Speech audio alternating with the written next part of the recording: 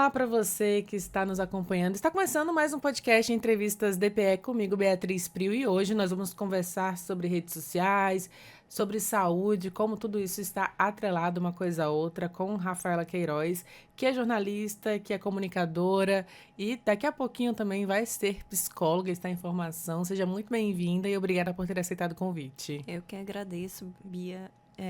Eu vou te chamar assim, porque a gente já se conhece, eu acho, há algum tempo. E é um prazer estar aqui na Rádio da Defensoria falando sobre dois assuntos que eu gosto muito, que é comunicação e saúde mental. Para mim é uma satisfação falar sobre isso, ainda mais aqui no estado, né?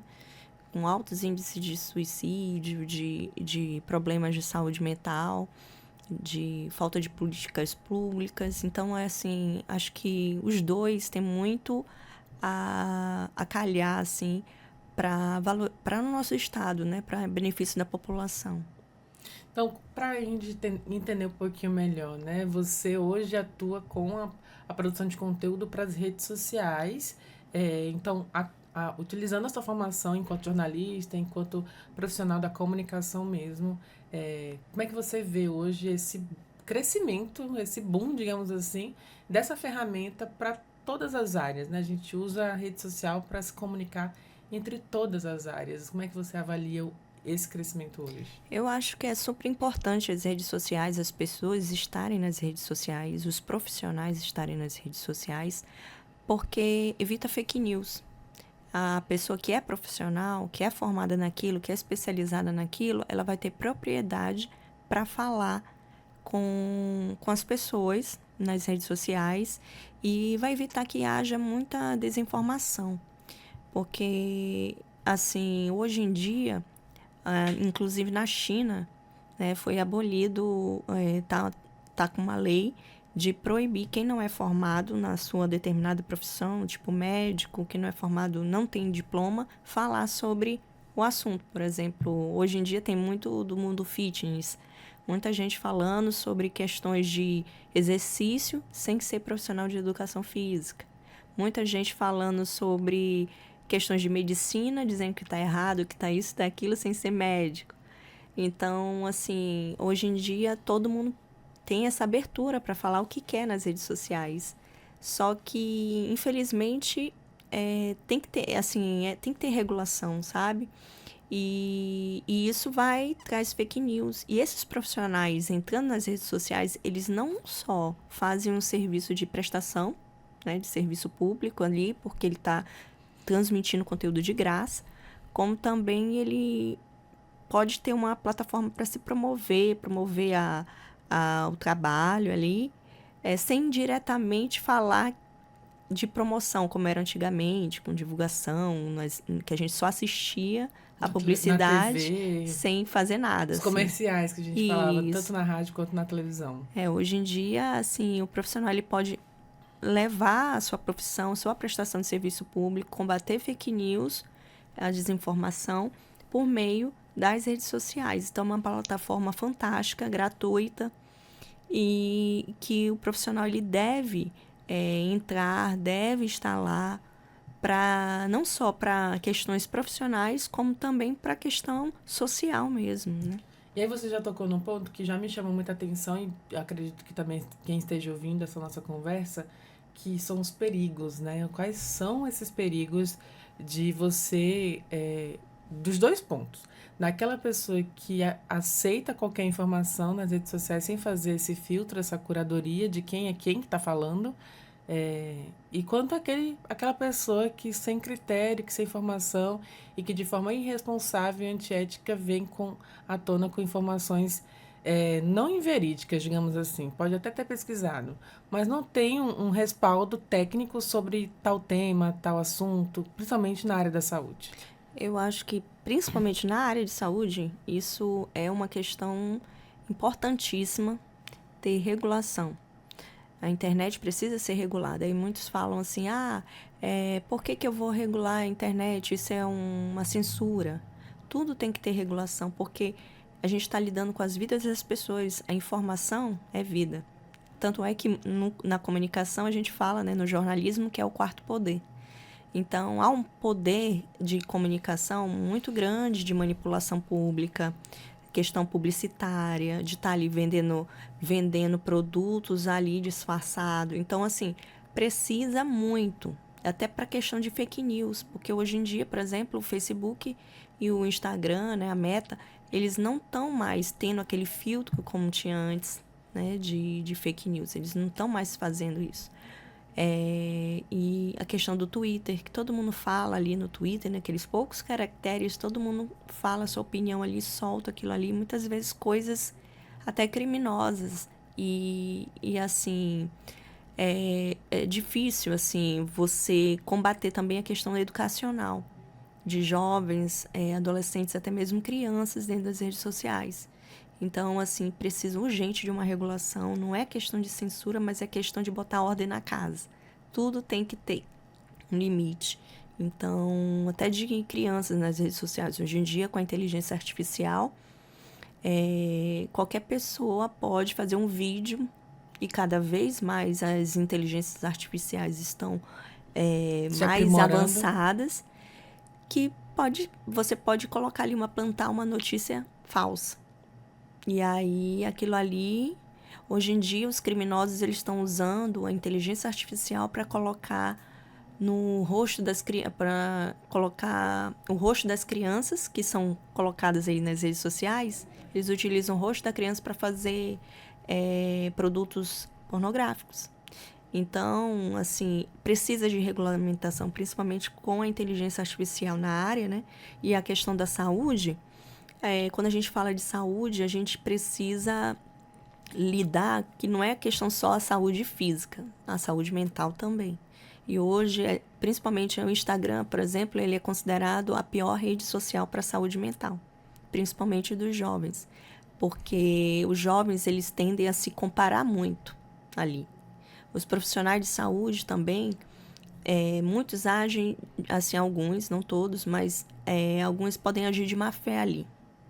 Né? Tipo, tem, dependendo do código de ética de cada profissional, não pode fazer propaganda, né, nas redes sociais, nem se tem a questão do sigilo, no caso da psicologia.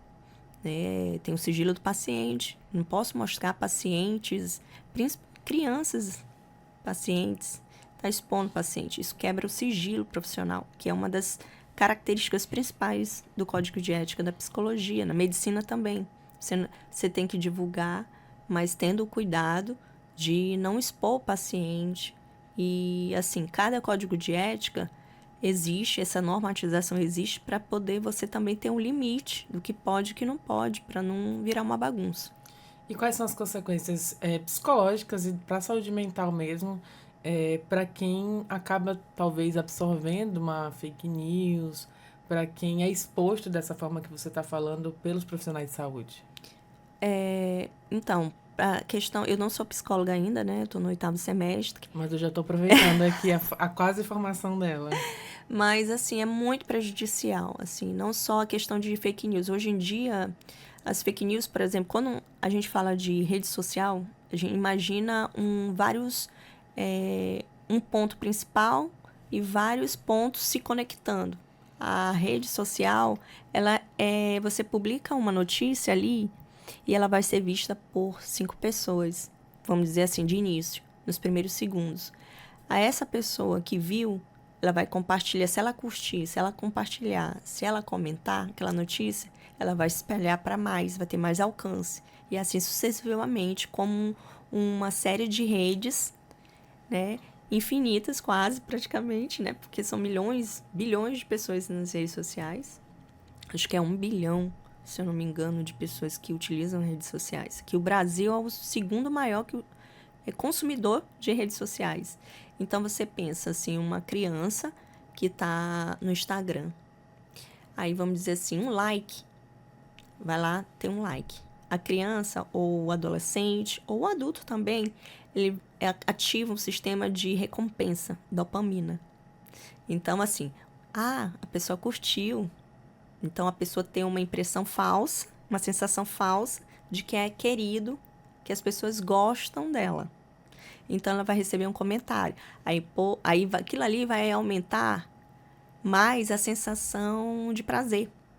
e ela vai ter uma recompensa fácil. Isso acaba virando um vício, que à medida que você não tem aquela quantidade de curtidas que você gostaria, que o outro gostaria, você fica frustrado, você fica triste, você fica...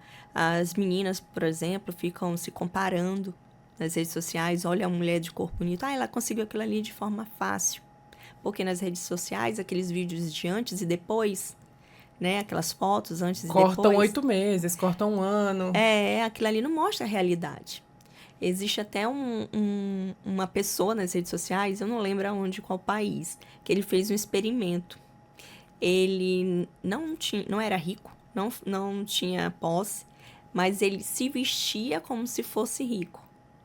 E aí ele posava em carros assim, importados, carros chiques, posava perto de aviões, posava, entendeu? E publicava, criando um feed assim de ostentação. Só para mostrar, aí depois ele mostrou que ele não era nada disso, que aquilo ali foi tudo montado. Então ele quis mostrar para as pessoas que eles estão consumindo ali uma mentira. E muitas vezes esses influenciadores, essas pessoas que postam nas redes sociais, muitas vezes estão publicando uma mentira. E inclusive tem profissionais que se excedem nessa ânsia de ficar se divulgando, começa a gostar de ter esses likes, esses engajamentos, e acaba ultrapassando a fronteira da ética. Então, assim, é preciso ter muito cuidado. Eu lembrei até da Cela, que é uma influenciadora digital, que ela começou a se portar como aquela rica metida, né? Não sei se Sim. você sabe. Eu não conheço ela. Mas ela começou a se portar na rede social como aquela pessoa que é rica metida, que despreza o pobre e tudo mais, sendo que ela era pobre, né? Ela era filha de uma mulher que fazia bolos e um mecânico, alguma coisa assim. E aí as pessoas começaram a acreditar que ela era rica e que ela era nojenta, enojada e tudo mais. Até que as marcas começaram a patrocinar e aí ela transformou a vida dela, que, aliás, a mentira, em uma realidade, mas por conta do trabalho com as redes sociais mesmo. Enfim, lembrei agora, você citando esse exemplo, o quanto que é possível manipular e distorcer a realidade, né? Mas a longo prazo, né? Essas redes sociais, dessa forma que a gente está falando, né? Dessa comparação, dessa necessidade de se mostrar sempre bem, sempre satisfeito, alegre e feliz. Eu digo, quando a gente abre o Instagram, sempre tem alguém viajando, alguém casando, alguém realizando um sonho, alguém tendo alguma promoção profissional. E aí você olha para sua vida e fala, caraca, eu não consigo nada. Exatamente. Só que são recortes, né? Você não sabe quanto tempo aquela pessoa trabalhou, quanto tempo que ela se sacrificou para ter aquelas conquistas. Aí você pega, por exemplo, quem olha assim essas conquistas, né? Que é comum a gente ver. A gente começa a olhar para nossa vida e no tempo de tela e começa a se frustrar com a nossa própria vida. E aí a gente começa a achar que a nossa vida não tem, assim, o que é o que eu tô fazendo? Não tô curtindo a vida como aquela pessoa e tal. E aí gera uma frustração, pode gerar uma frustração muito grande. Agora tu imagina num cérebro de uma criança ou um adolescente que não tem discernimento. Que não tem formação. Então, assim, o cérebro ainda não está totalmente desenvolvido na adolescência. Então, assim, é preocupante, assim. E disso tudo que a gente está falando, como que usar essa ferramenta que é a rede social de forma positiva, então, para a educação? Para a educação, eu acho que tem alguns perfis muito legais nas redes sociais, por exemplo, que educam de uma forma divertida e tem milhares de seguidores. Por exemplo, é a Débora Aladim. É uma historiadora, ela é formada pela UFMG e ela, desde quando ela ainda é da graduação, né, estudante de graduação, ela começou a postar no YouTube. Começou no YouTube. Hoje ela é uma das grandes educadoras que por meio de uma linguagem bem jovem, ela coloca memes, ela explica sobre história de uma forma muito didática, simples. Então, eu adoro ela. Eu amo, ela é uma das minhas preferidas. Esses dias lá que eu tô uma fofoquíssima, muito assim, que você se envolve quando... Aí, como se fosse a vida dela, no final, ela falou assim, esse é o livro tal, valeu. E aí você sabe o final da história. E por meio do cotidiano dela, por exemplo, ela explica a tatuagem. Vou contar para vocês a história da minha tatuagem. E a história da tatuagem dela algum material histórico, assim. Então, ela vai, começa e puxa ali, e começa a educar as pessoas de uma forma didática, envolvente. E hoje em dia os professores, eles precisam estar nas redes sociais. Tem o Jubilute, que Jubilute eu não conheço. é o Jubilute, acho que é assim o nome dele, que é um biólogo, que ele começou também nas redes, na internet, e hoje tem curso. Tem também um que eu sigo, e é um podcast chamado História em Meia Hora, que ele também utiliza a internet por meio da educação, e isso vira também um negócio. Ele começa a ir para assinantes, né? Tem mais produtos, tem clube do livro. Então, os educadores, eles têm que estar presentes nas redes sociais para que mais jovens se envolvam com a educação e comecem a ter gosto para aprender. Aqui em Roraima tem umas iniciativas muito legais de 2 professores de história, que é o Vitor Mattioni, e tem também um outro... Ai, meu Deus, Ele eu é mais fugi o nome. jovem que os óculos, agora eu esqueci o nome dele, eu vi ele Tem essa um semana. outro que, inclusive, fez uma parceria com a gente na Universidade Federal, que eu esqueci o nome agora dele. Mas ele tem uns conteúdos muito legais sobre educação, sobre história, aqui nas redes sociais. E a gente tem que começar a seguir também essas pessoas, sabe? Porque, assim, seguindo estimula elas a continuar, e também você acaba aprendendo de graça. Uma linguagem mais simples. Sim, didática. Então, é uma oportunidade que as pessoas que estão ali nas redes verem conteúdos mais densos de uma forma mais leve, né? Sem aquela superficialidade de alguns influenciadores que só mostram a rotina deles, que não vai agregar nada para você. Não vai ter nada educacional, você não vai aprender nada, você só vai Acompanhar a ver vida, né? a vida. E a vida, muitas vezes, dessas pessoas, de lifestyle, né, que a gente fala, de estilo de vida, é uma vida fake. A pessoa, às vezes, pode mostrar uma vida muito maravilhosa, assim, ostentação, mas, no fundo, ela pode estar vazia, né? Ela não vê um sentido, né? E aí, assim, as pessoas... ninguém sabe, com um momento de tristeza, ela compartilha aquilo que ela deseja compartilhar. Então, assim, é isso que os jovens e as crianças, elas não percebem isso. Até porque é questão de formação, nem o cérebro tá totalmente desenvolvido. E aí precisa muito da orientação dos pais, dos adultos, para que as pessoas saibam consumir o conteúdo na internet, aprendam, assim. E mesmo utilizando essa linguagem mais didática, mais simples, você acredita que essa informalidade pode prejudicar a autoridade desses profissionais? Acho que não, assim, essa informalidade, eu acho que até no jornalismo, por exemplo, né? Eu sou jornalista também, e aí, assim, no jornalismo mudou muito a linguagem de TV. Então, antes era uma pessoa séria, falando uma linguagem, às vezes, muito rebuscada, né, em tela. O repórter muito sério. Hoje em dia, você vê uma Globo, por exemplo, em que uma pessoa apresenta notícias de tatuagem, mostrando piercing. Antes, até assim, meados dos anos 2000, até meados dos anos 2000, isso era impossível você ver.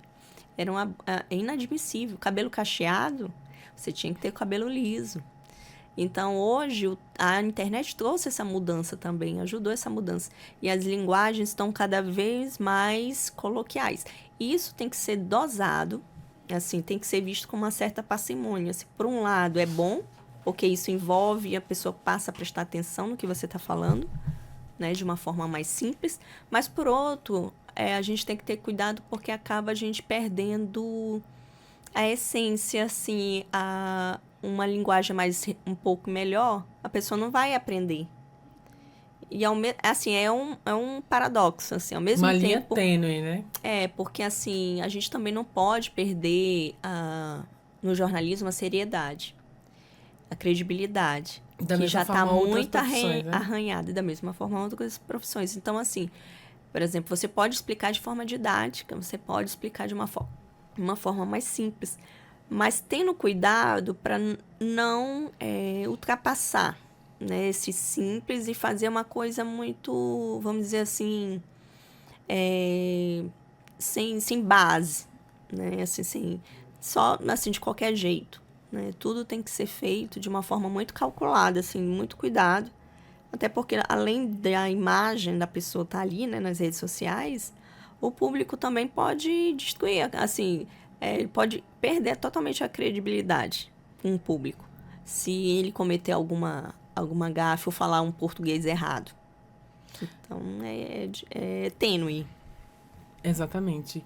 E no caso, para profissionais da saúde, da educação, como a gente está falando, que são pessoas que são detentoras do conhecimento que necessariamente todo mundo precisa ter, que é saber de conhecer seu próprio corpo, a saúde, assim como a educação de forma geral, para que você consiga viver bem no mundo, né? Para que você consiga se comunicar bem, se expressar, indicar aquilo que você precisa, aquilo que você quer.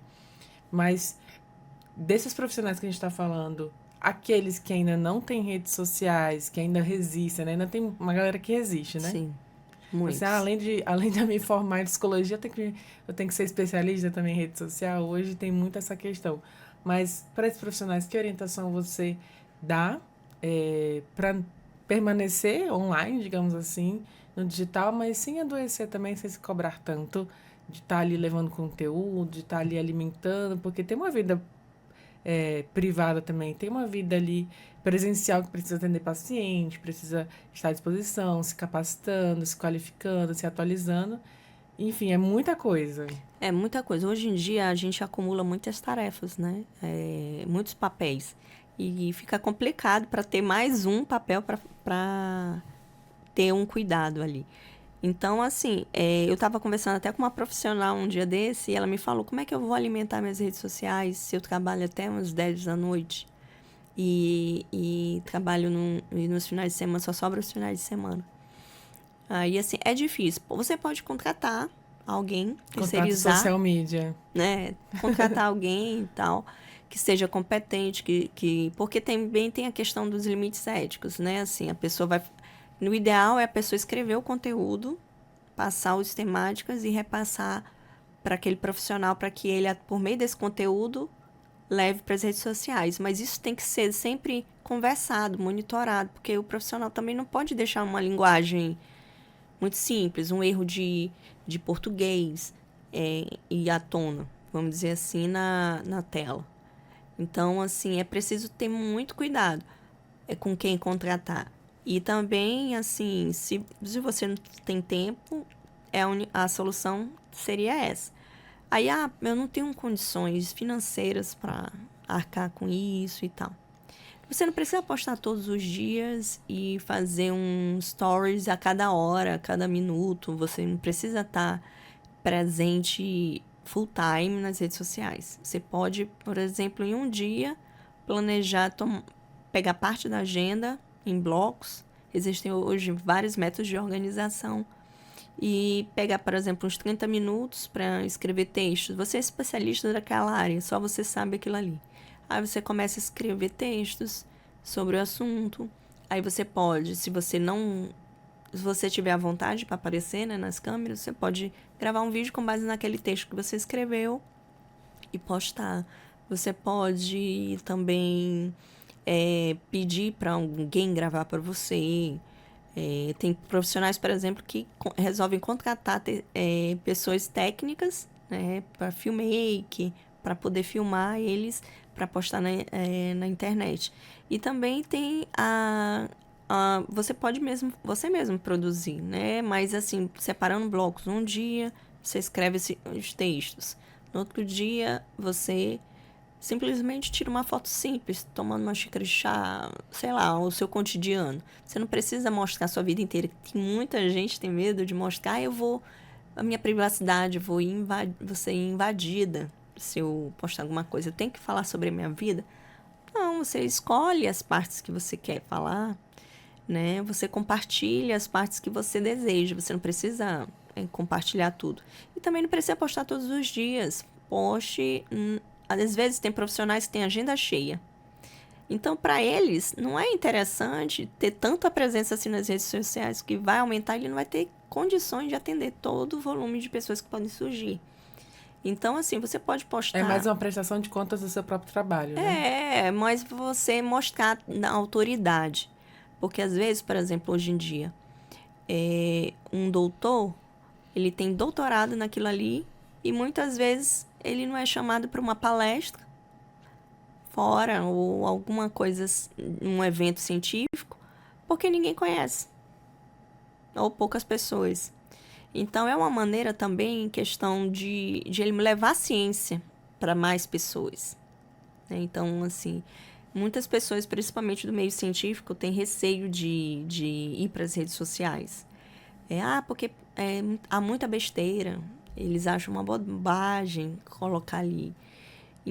Só que, assim, você estando nas redes sociais, você vai além da sala de aula, você vai além daquilo que você fica fixo ali, né, no offline, né? Você vai mostrar além, que você não só quer divulgar a ciência, é um propósito maior, é maior do que simplesmente de estar não que sala de aula seja um propósito menor, mas assim, vai além assim do papel da profissão, vai além numa questão social mesmo, uma questão de amplitude para popularizar a ciência, por exemplo. Então, que a ciência não chega, as teses, as dissertações não chegam naquela pessoa ali que está simples, ali que não tem tanta discussão. É uma maneira de ele falar de uma forma simples aquilo que ele estuda. E para mais pessoas, quem sabe, entrarem num curso de graduação, terem vontade de estudar. E as pessoas precisam dessas oportunidades. Muitas vezes a pessoa não sabe, não conhece determinada profissão. E é uma maneira também de as pessoas passarem a conhecer. Até um tempo atrás, nem eu sabia que um terapeuta ocupacional fazia. Aí, assim, eu só soube que o meu filho foi diagnosticado com autismo. E aí eu passei a procurar e pesquisar mais. Porque antes não era. Aqui não tinha nem a graduação. Agora tem a graduação de terapia ocupacional. E há uma demanda crescente.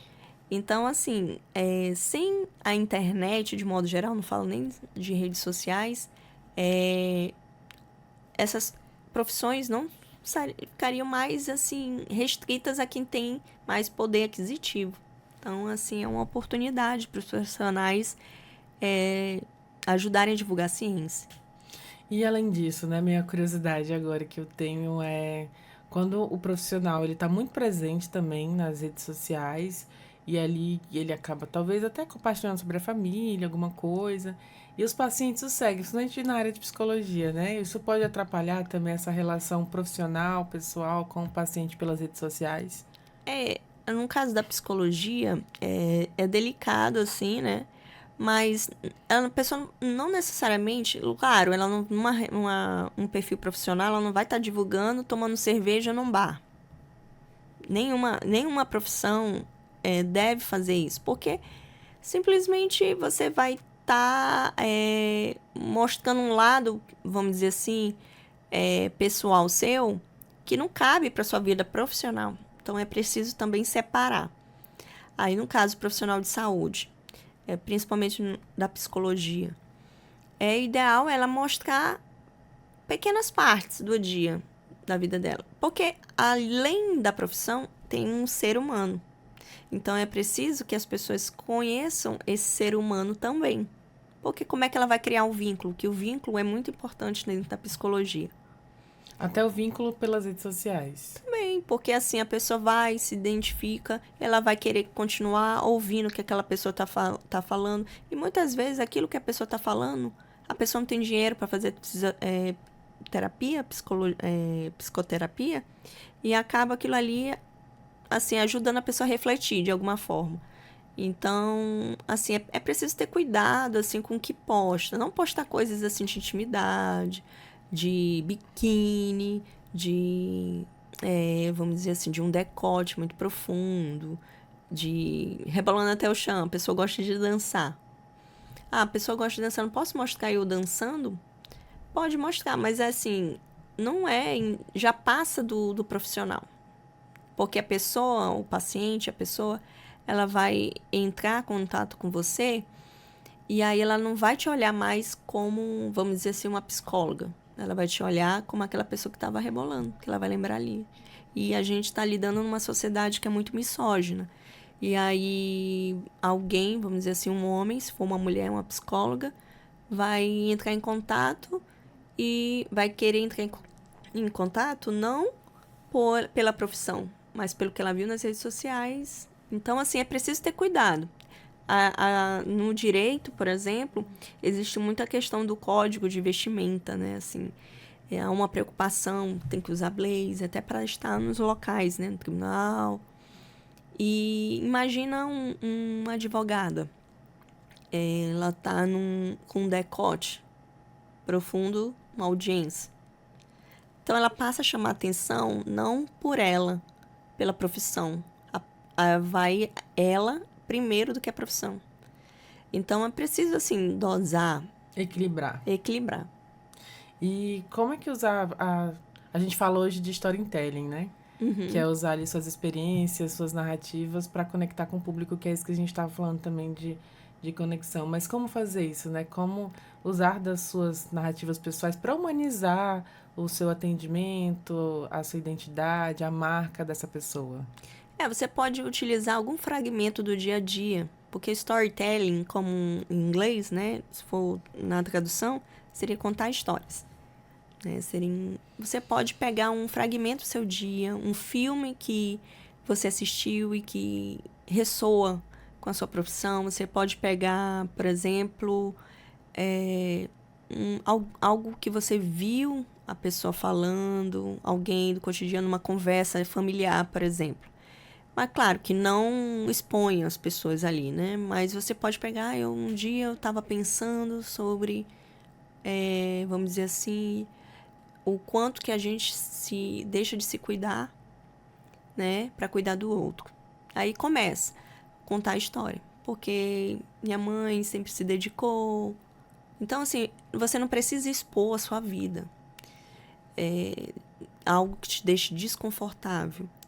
Você pode pegar um pedacinho de um contexto, de uma notícia que você viu nos jornais e que aquilo ali ressoa também no conteúdo que você faz. Então, hoje, por exemplo, eu postei sobre filmes assustadores filmes assustadores que dão uma aula de psicologia. Então, assim, eu utilizei a data, que é Halloween hoje, 31, e utilizei dando dicas de filmes que tem muito a ver com psicologia. Então, é uma oportunidade não só de educar culturalmente, levar a cultura, porque eu tô dando dica de filmes, alguns clássicos, como Psicose. E também de dar uma variedade, assim, uma leveza, porque as pessoas querem ali também nas redes sociais se distrair. E é uma oportunidade de os profissionais mostrarem, levarem um pouco desse conteúdo e tendo um cuidado, né, com a sua vida pessoal. Eu, por exemplo, eu gosto muito de assistir filme, seriado, então eu quis trazer aquilo ali, porque aquilo ali é uma parte de quem eu sou. Mas eu não mostrei a minha vida total, assim. Eu mostro, por exemplo, eu mostro meu filho, né? Tenho cuidado, lógico, de mostrar ele com a roupa, né, vestido e tal. Mas eu mostro meu filho porque meu filho é autista e eu acho importante falar sobre autismo, falar sobre a maternidade atípica. Só que eu não fico expondo meu filho, né, para As falar dificuldades sobre particulares isso. dele, Não, né? não vou dizer isso. Até porque eu vou expor ele. O que tá na internet fica para sempre. E isso é um outro ponto, né? Tem que tomar muito cuidado que você publica, que aquilo pode ser reproduzido e você não sabe. Às vezes você pode até apagar, mas alguém já salvou, já gravou a tela, já copiou, já tirou print. E isso fica marcado. Porque, assim, por exemplo, profissionais. Você tem uma denúncia de alguma coisa. Você tá empolgado lá nas redes sociais. Qualquer coisa que pode arranhar a sua imagem, Assim, é muito perturbador. Para você recuperar a credibilidade de novo, leva tempo. É aquela coisa, né, que dizem, né? Você pode trabalhar muito a vida toda pela sua credibilidade, mas você comete um erro, tudo vai abaixo. Então, assim, cuide da sua credibilidade como se você cuida de um filho, porque assim, a credibilidade é tudo.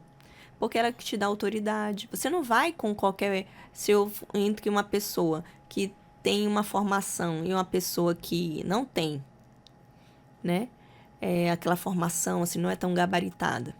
Mas aí uma que não tem formação tá no Instagram e a outra que tem a formação que é gabaritada não está, vai dar palco para quem? Assim, a gente tá dando palco para quem? Hoje em dia você vê tantos influenciadores que não tem nada a agregar e que são presos em esquemas, em joguinhos e tudo mais. E aquelas boas pessoas, né, bons profissionais, elas têm que ocupar esses espaços para que esses que se aproveitam desse espaço de enganar as pessoas, eles sejam minorizados, assim, que eles sejam combater. Então, quanto mais conteúdos bons nas redes, melhor para todos. E, enfim, essa questão das redes sociais e do cuidado é muito importante, não é só postar e sair. É um trabalho mesmo. E um trabalho que dá trabalho, inclusive. Dá. As pessoas pensam que é só, eu vou ali postar, é uma coisa simples. Mas você tem, principalmente quem é profissional, tem que pensar muito no que vai falar, porque cada palavra pode ser interpretada de uma forma. Assim, tenho muito cuidado, porque, assim, para mim, na minha profissão, é minha credibilidade. Meu perfil, por exemplo, não tem tantos seguidores assim. Mas, para mim, o que importa é a credibilidade. Eu tô postando ali, eu demoro para postar, mas eu procuro, pesquiso, vejo, para não postar nada bobagem. Porque eu sei que se eu postar alguma bobagem, vai destruir completamente uma carreira que eu nem comecei ainda, vamos dizer assim, né? Aí vão dizer, ainda mais que Boa Vista ainda tem aquela coisa de cidade pequena. Todo assim, mundo se conhece. Todo mundo se conhece. Tem que ter muito cuidado. No caso, você está falando como próprio produtora de conteúdo, né? Quem ali produz, como que identificar se você não está cometendo primeiro um erro de ética, principalmente para quem é profissional da saúde, da psicologia, enfim, que promove saúde e educação, para identificar que tipo de conteúdo você está produzindo, né? Como é que identifica? Um conteúdo realmente educativo, um conteúdo que realmente leva informação e conhecimento para um conteúdo que só quer engajar e ganhar curtidas, ganhar likes. Por exemplo, para quem é da profissional de saúde, tem algumas pessoas que colocam fontes bibliográficas no final da legenda. Eu não faço isso, mas eu cito da onde eu tirei. Porque, assim, fica muito formal. Assim, muito formal. E as pessoas não leem. Infelizmente, elas não vão ler. Eu tinha um blog, né, da Morida, e eu escrevia no blog. E colocava muitas legendas longas nas redes sociais. As pessoas não liam. As pessoas, elas não estão lendo. A gente tem que pensar que a gente está falando com uma geração que quer tudo rápido. E vídeos querem rápido, passam vídeo. A gente coloca o áudio na velocidade 2 vezes, porque a gente quer ouvir rápido. Então, assim, para os profissionais, eles precisam estar nas redes falando um pouco da fonte, falando de onde tirou, falando sobre a questão de artigos, pode até citar artigos, mas sem ficar muito científico, não fala assim no linguagem, porque a ciência tem uma linguagem própria, mas ali você está falando para a população leiga. Você não está falando de cientista para cientista, você está falando para popularizar a ciência. E isso é importante. Então, a pessoa, como tem uma postura, e ela mostra as fontes de onde ela tira, a própria formação dela, ela coloca lá na bio, né? Por exemplo, a Débora Ladim, ela coloca lá, formada em História UFMG. Então, isso é uma forma de dar autoridade do que ela está falando. Eu sou jornalista, eu coloco lá, sou jornalista. Então, jornalista já pressupõe o fato que tem que ter cuidado com as fontes. né? Tem que ter cuidado com o que vai postar, na veracidade das informações. Ouvir os dois lados. Meu mestrado e meu curso que eu estou estudando agora, psicologia. Meu mestrado não é na área de saúde, é em letras. E assim, tudo isso agrega conhecimento. Então, você já vê ali que a pessoa não está falando bobagem. Mas aí você vê, eu estou mostrando aqui meu estilo de vida. Por exemplo, a Virgínia. Muita gente ama a Virgínia, né? Ama os filhos dela e tal. Os filhos dela viram figurinhas. Mas, se você for olhar o que ela acrescenta, assim, educacionalmente, o que aquilo ali vai agregar culturalmente? Ela faz divulgar os produtos dela. E ela é uma empresária ali. Então, ela usa as redes sociais para vender produtos. Mas ela não ensina nada nem sobre os produtos que ela vende. Ela só mostra ela usando. Então, assim, nem para vender o próprio conteúdo, o próprio produto, ela utiliza o marketing de conteúdo. Porque, por exemplo, mas ela sabe muito de estratégia. Tanto que na audiência que ela fez, lá no congresso, ela normalmente ela tá toda assim com um determinado tipo de roupa, mas lá ela foi toda numa postura assim de menina, com boletom, sem maquiagem, meio descabelada, Uma garrafa rosa. Então assim, ela quis mostrar assim uma inocência, transmitir uma imagem. Então cada uma pessoa transmite uma imagem.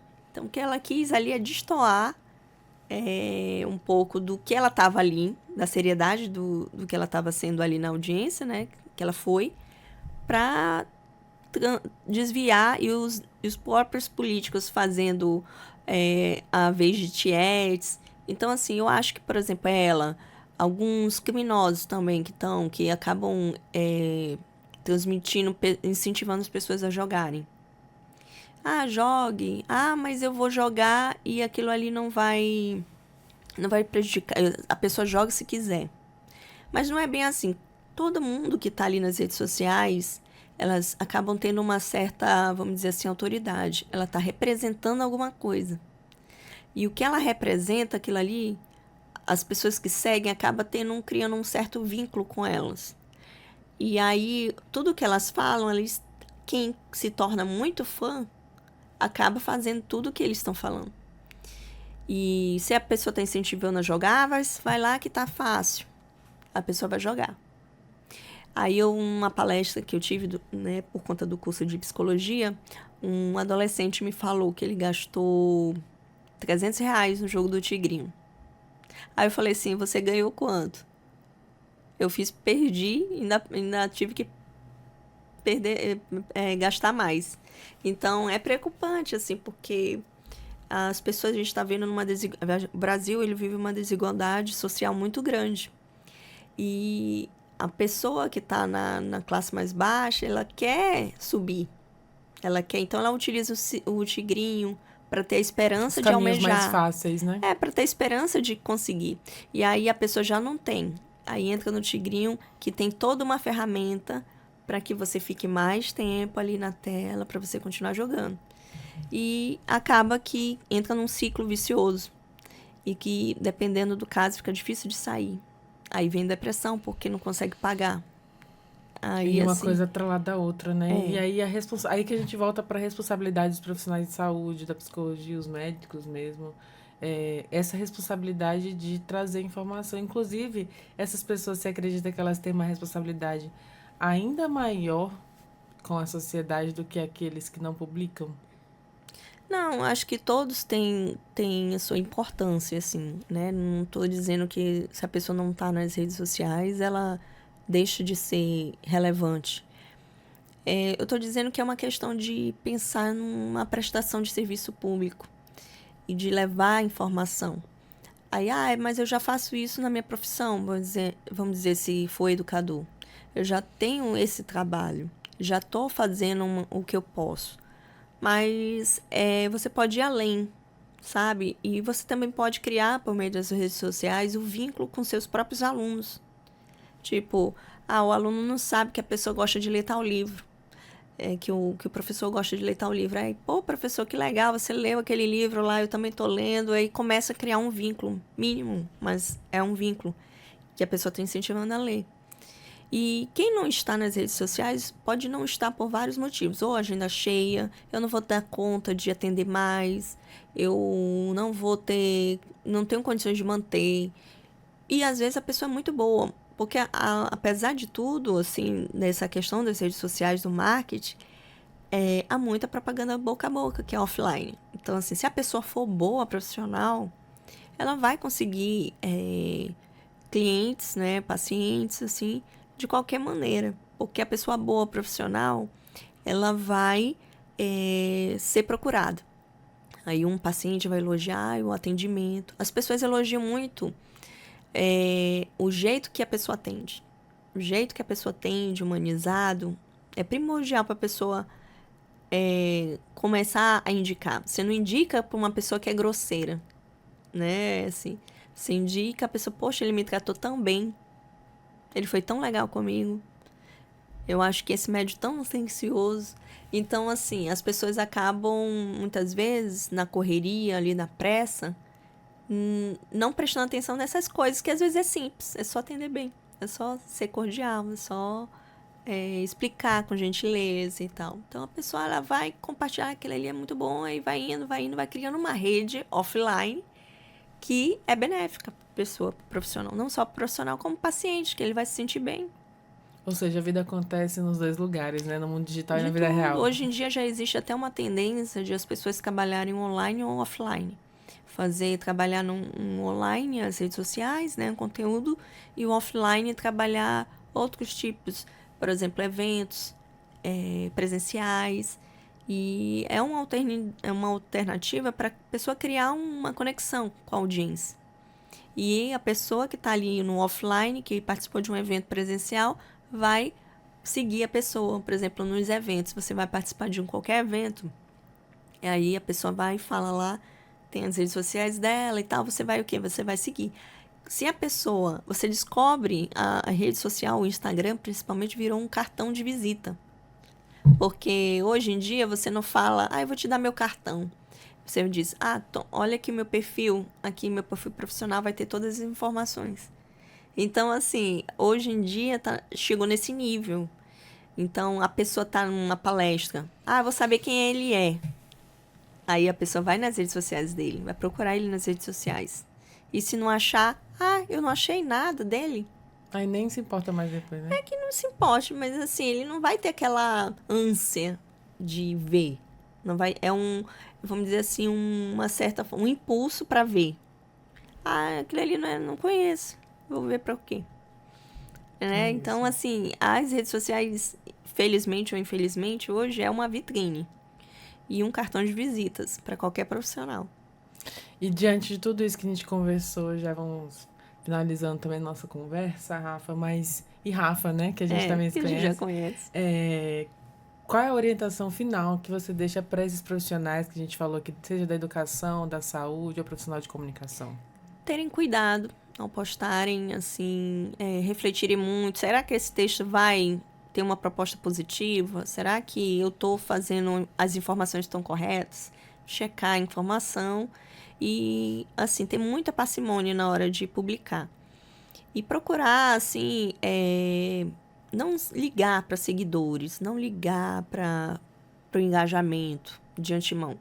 Pensa que você está produzindo conteúdo não só para divulgar seu trabalho, mesmo que não tenha curtida, a pessoa vai lá ver, vai saber, né, onde você está, sua localização do seu consultório.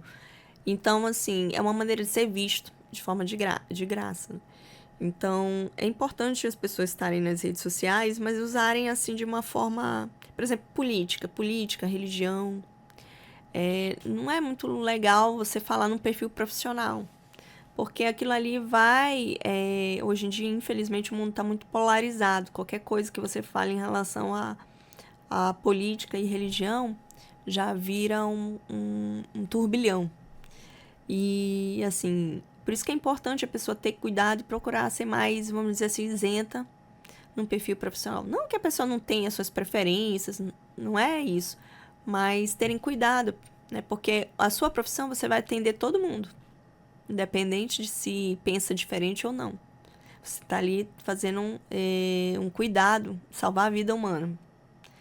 Então, você não liga para qualquer pensamento que a pessoa fez. Por exemplo, psicólogo, ele atende qualquer pessoa.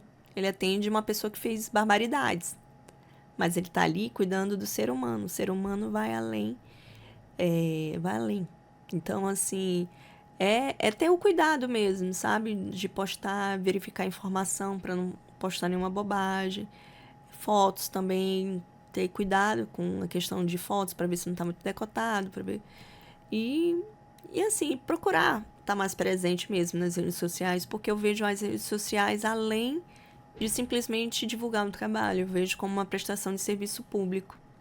Então é isso, serviço público por profissionais.